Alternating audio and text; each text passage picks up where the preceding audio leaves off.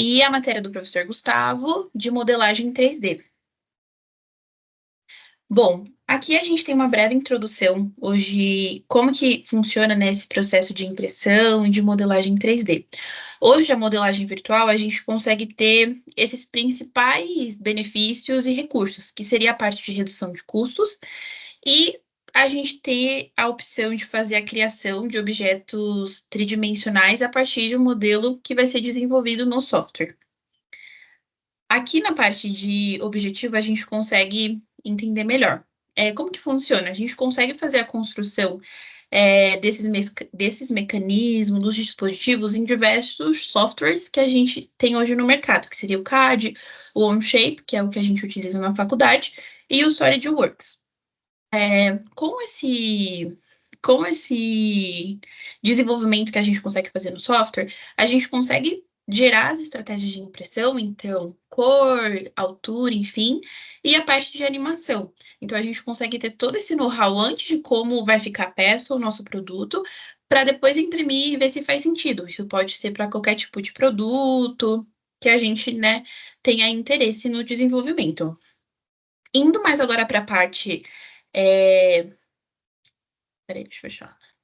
Indo agora para a parte do nosso dispositivo que a gente escolheu, eu vou estar explicando a parte da biela, de todos os seus componentes, a função e a modelagem que a gente optou.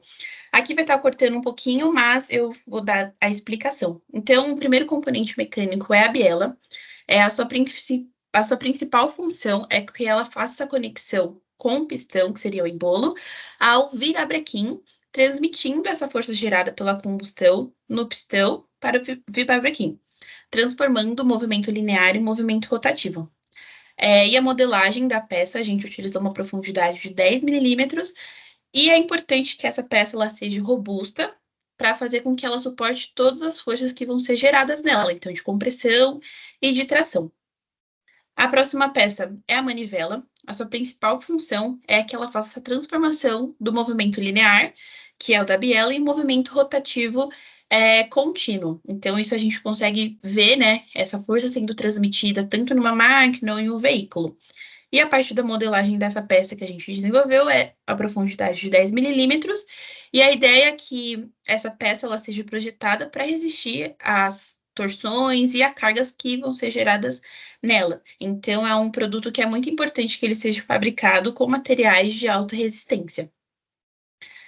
Essa é a guia. A sua principal função é manter o pistão, que seria o embolo, em uma trajetória linear, dentro do cilindro. Então, vai fazer com que garanta que o movimento ele ocorra de uma maneira precisa e controlada. O quadrado ele tem uma profundidade de 10 milímetros e o círculo uma profundidade de 30. Essa guia ela vai fazer com que a gente minimize os desvios do movimento.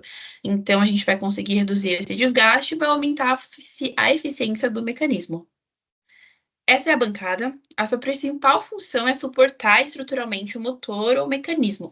Então, fazer com que a gente mantenha as peças em suas posições corretas e alinhadas. Assim, a gente vai conseguir absorver e distribuir as forças geradas durante todo o processo de produção, de operação. A modelagem, a base, ela tem uma profundidade de 10 milímetros, o círculo de 20, e essa estrutura, a ideia ela se fixa e robusta para que ela faça a sustentação de todos os componentes. Então, é imprescindível que a gente consiga garantir uma estabilidade e que o alimento dela seja adequado. Esse é o embolo. A sua principal função, ela vai se movimentar dentro do cilindro, então ela vai ser empurrado pela pressão dos gases de combustão em motores, né, de combustão interna ou por fonte de energia, fazendo com que transmita a força para a biela. A parte de modelagem é 30 milímetros e esse material ele deve ser feito com materiais de altas resistências, resistente a alta temperatura e pressões, e seu movimento é fundamental para o funcionamento de todo o mecanismo. Esse é o deslizante. A sua principal função é que ele dê a facilidade para a gente conseguir movimentar todos esses componentes que a gente apresentou. Então, como entre o pistão e o cilindro, ou entre a biela e o vibravequim. Ele vai resistir a um alto atrito e reduzindo o atrito e o desgaste.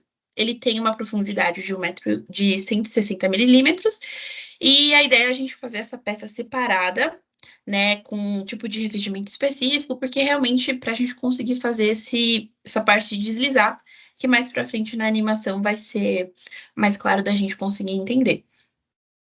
Aqui a gente tem as estratégias de impressão que a gente utilizou. Dando um geral, né, essas são as principais etapas que a gente faz no momento de imprimir. Então, depois que a gente desenvolve o produto no nosso OneShape, a gente segue com a parte de exportação. E exportando esse modelo, a gente faz a configuração de todos os parâmetros de impressão, a gente define quais vão ser os suportes e aderência. Com isso, a gente consegue já ter o objeto físico, né, antes tendo essa pré-visualização da impressão. Com o produto impresso, a gente faz a remoção da impressora, né, da peça, e faz todo o acabamento, lixa, enfim. Aqui, a gente tem a parte dos parâmetros que a gente utilizou. Como a gente não fez, né, não seguiu com a impressão dessa biela, o material a gente poderia usar tanto o PLA, o PETG ou ABS, e o layer, que é de 0,2 milímetros, o enfio de 20 a 30%, o perímetro de 3 e o top e o bottom layers de 4. E aqui a gente consegue visualizar o resultado do funcionamento da biela movimento que a gente desenvolveu no OneShape. Então, a gente consegue ver o componente deslizante, a manivela, a biela, todos os componentes apresentados.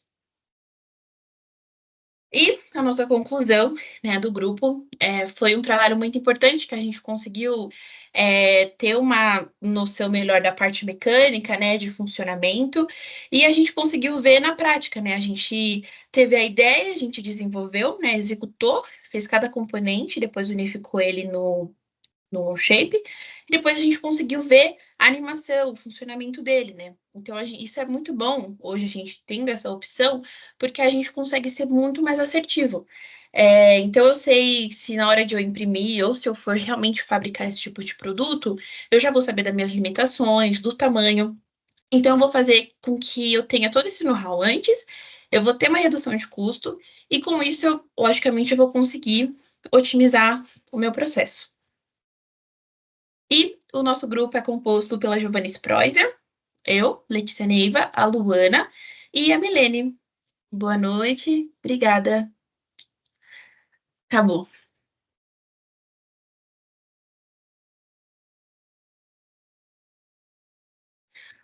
Ui, finish, John. Jones. Aí ele, topzera. É que eu tava focado aqui, fazendo outra Então, coisa. isso mesmo, era pra você ficar focado e não prestar atenção. Deu certo agora? Deu certo. Agora eu fiz a gravação, eu acho que vai ficar na nossa conversa, eu acho, né? Vai. Aí eu posso compartilhar pra geral agora, né? Não, você não é louco? Não, fechou, John. Brigadão, viu? Fechou, Ainda bem Lê? que você tava aqui, é muito trabalhador, me salvou, que eu não tava conseguindo por nada. Tamo junto, Lê. Agora manda lá, senão você vai ficar sem time. Sim, sim. Obrigada, John. Beijo, tchau, tchau. Tchau, tchau, Lê. Boa noite. Boa noite.